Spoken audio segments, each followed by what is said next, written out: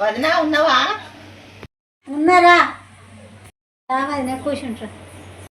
ఉన్నావా? ఇక కుర్చీ పట్టుకరా.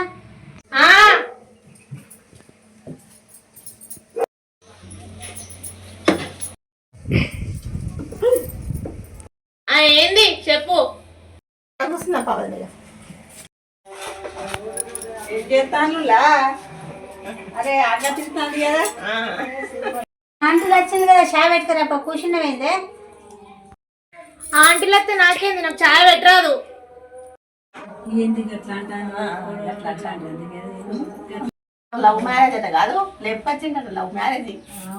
అందుకే లేతలేదు. అత్త చాయ్ పెట్టుకరమన్నా కూడా లేతలేదు. అది ఏం పని వస్తుంది మరి? చాయ్ చేసుకురామంటే చేసుకొస్తలేవు. నాకు ఇడ్లీ దోశ తప్ప నాకు ఏ పని రాదు.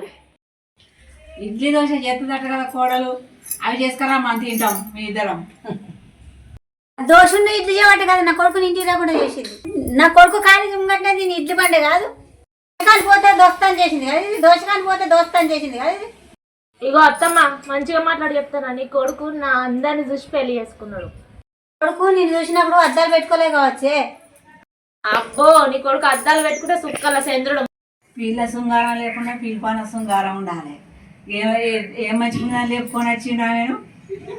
అవో ఏమో అంటాళ్ళు. ఇడ్లీకి దోశకు సాంబార్ పోతారా అని అడుగుతాను. నేనేమంటాను? ఏమంటలేను. ఉడకపోతాను, గీ ఏసీ అన్న పెట్టియలేదు. కూర్చొని పుట్టిన దానికి బంగుళాల కత్తే గట్టినే ఉంటది.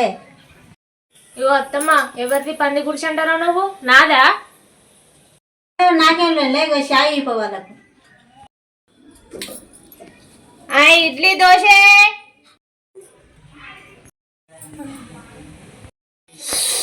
అలవాట్లో పొరపాటు అయిపోయింది, అదే అలవాటు అవుతుంది దోశ ఇడ్లీ.